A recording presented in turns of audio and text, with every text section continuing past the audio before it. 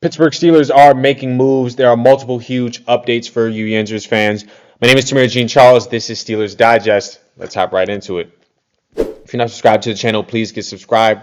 Got a lot of great content coming out for you in the future. How you doing, Pittsburgh Steelers fans? Today we've got a roster update / injury update. Last week, I kind of, reported it just a little bit, but Max Scharping, our backup guard, has suffered a torn ACL on Wednesday's practice. They had him. I think he was limited at practice, which now that I think about it makes sense. Probably practice half or a quarter to however long he practiced, and then got hurt. They took him for some scans, evaluated him just to see how serious the knee injury was, and he is reported to have a torn ACL, and he will miss the remainder of the 2025 season for us. So we had to pivot, and before I even talk about us working out Nate Herbig and who he is, for some it might be a familiar face. If not, I'll obviously explain who he is. But the Pittsburgh Steelers worked out 5 offensive linemen and didn't sign any of them. So, when you get a familiar face back in the door, it makes me think that they probably will pull the trigger on signing Nate Herbig. But if you don't know who he is, out of Stanford, born in Hawaii, not often you really hear that. 6'4", 334-pounder, was a first-team All Pac-12 in 2017, and then in 2018 he was second-team All Pac-12. Got drafted by the Philadelphia Eagles, then went to the Jets, then obviously went to Pittsburgh in 2023 and 2024. Had a season-ending rotator cuff injury in 2024. Went to the Commanders. Got placed on IR over there, and then he retired at age 27. So he's got a lot of life left in him in terms of football. And obviously, he knows our O-line coach, Pat Meyer. He knows all those guys, even the depth guys. He knows everybody in that O-line room. He's a real big familiar face. Probably the new guys don't. But even then, he still knows Troy. I was going to say he doesn't know Troy, but even then, he does know Troy. Before I even keep going deeper, he was. And I guess this was a blessing in disguise with how good Zach Frazier is playing now. But he was in a center battle with Zach Frazier in the 2024 minicamp and OTAs. And then when he got hurt doing that, obviously Zach Frazier took it up, and he hasn't looked back. Been one of the best centers in the National Football League. So, this is a guy that has 156 snaps for us through 2 years. 130 of them have been, 125 of them have been at right guard. 31 of them have been at left guard. So this is a guy who can slot in easily. Calvin Anderson is our backup guard. And then we have Andres Pete as well. Ryan McCullum is our backup center. And then Spencer Anderson and Calvin Anderson kind of fill in at tackle, wherever they need to fill in. But I'll show you a visual of it. But that's the offensive line room right now. A little bit more about him is that if you do recognize the name, that is Nick Herbig's, our outside linebacker. That is his older brother. He was pushing for us to actually draft him in the 2023 draft. So you know how Pittsburgh does it with all these guys, Bruner, Joey Porter Jr., all these guys that have these fathers that either, used to play for the team, and then, you've got lineage in terms of your brother that used to play for the team. So that's always good in that sense. But this is the O-line depth for us right now, which I do want to comment on the O-line. They have, from week 1 against the Jets, sometimes it's good to do these videos because I can just go deeper on a certain position room if I'm doing the video about that. So, Broderick Jones through 3 weeks, and he'll be tested, right? A lot of these guys will be tested in Ireland. 9:30 a.m. Eastern Standard Time in Ireland. A lot of these guys will be tested. Jonathan Grenard on the Vikings.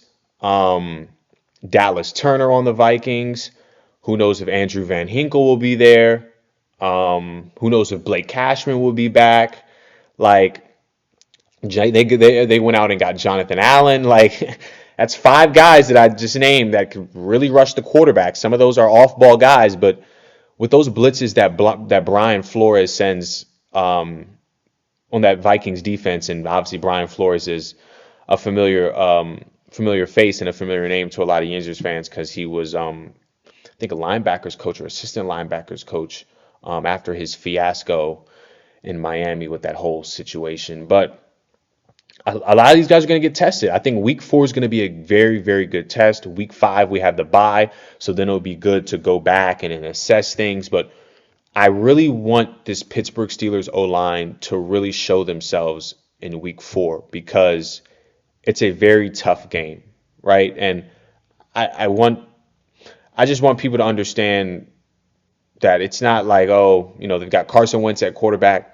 That doesn't matter. Right now, our offense can't really move the ball efficiently.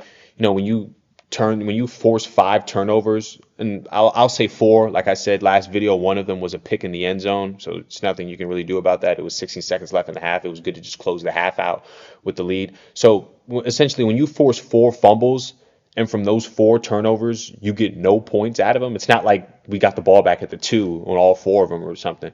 So when you can't move the ball off turnovers, it's always going to be hard. So it's going to be tough to just ask our offense to just get the ball and just move the ball. So I genuinely want our O-line to really, really, really lock in Ireland. And it's going to be a different environment for everyone going overseas for the first time.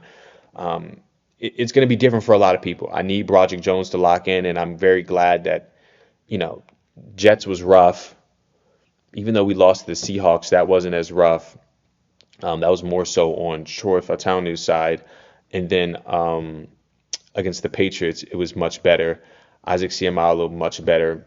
We don't really have to talk about Zach Frazier, and I guess that's good, but I need some of that to rub off on everybody else on the line. But Mason McCormick, a little bit iffy. That right side's a little bit iffy, and I don't want to say that just because that's our star first rounder of 2024 out of Washington, Troy Fautanu. But, it's going to take him a little bit to, get his legs under him after coming back from ankle injury. Obviously, he didn't miss OTAs or minicamp this year, but, real game action is always different from, practicing, without pads on. So I'm really looking at the right side of the line, which if that side continues to become a problem, that's what Nate Herbig will come in and fill in. So I'm really looking at the right side of this line for Minnesota. Like I said, so now you can just see the picture visually for your eyes. Ryan Cullum is that backup center. Like I said, Andres Pete and Nate Herbig, if we sign him, will fill in as swing guards. And then Anderson and Spencer Anderson, Calvin Anderson, they're both Andersons. Calvin Anderson and Spencer Anderson will fill in at tackles if need be. So all in all, it's a very young group, starters, I should say. And even then, 27-year-old Nate Herbig, who could sign, this is just, I just reported the workout, but who potentially probably most likely will sign at 27 years old. So, hey man, we've got a good group. We've got a really, really big test. I'm telling you, Steelers fans, please watch out. Our defense is going to be fine. At the end of the day, they're going up against Carson Wentz, and that's no shade. They did put up 40, close to 50 versus the Cincinnati Bengals. But like the Cincinnati Bengals, they were starting Jake Browning, and their defense obviously isn't good. It's one of the worst in the National Football League. So, yeah, they do have Justin Jefferson. I have faith, and I don't know if Jordan Addison is coming back for this game. I know he was suspended, and I don't think the suspension was a hefty suspension like Rashee Rice. I think his is, through 6 weeks for the Chiefs. So I think he might be back for this game. So defense is going to have to do what the defense is. Everyone, that's what I like about the season right now, though. Everyone's just improving. We saw things trend in the right direction every week, which is always good. That's all you can ask for. So let's just hope things continue to trend in those right directions. Defense is going to have to show out versus Carson Wentz. This is a time to really show your whole playbook. Let's get more stunts. Let's really move TJ Watt around. This is a backup quarterback. Let's go. This is where we can really show ourselves and the offensive line, this is when they can really gain some swagger and some confidence, be able to shut down a pass rush like the Minnesota Vikings. They've got a crazy pass rush over there in Minnesota. So that's all I got for you today. Steelers fans, Nate Herbig, former Pittsburgh Steeler, hosted for a workout, and we'll see if he signs officially. All right, Pittsburgh fans, I'll see you.